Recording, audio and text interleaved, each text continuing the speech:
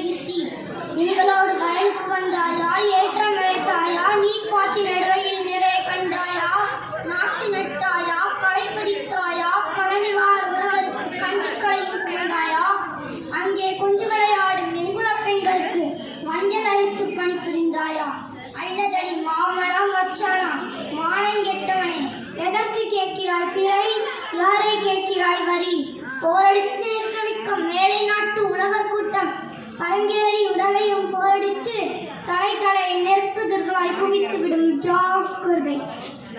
துடிக்கிறது என் மீசை, அதை அடக்கு அடக்கு, எனது நட்பு நாடு என்ற உறவுகளை அடிக்கிறார்.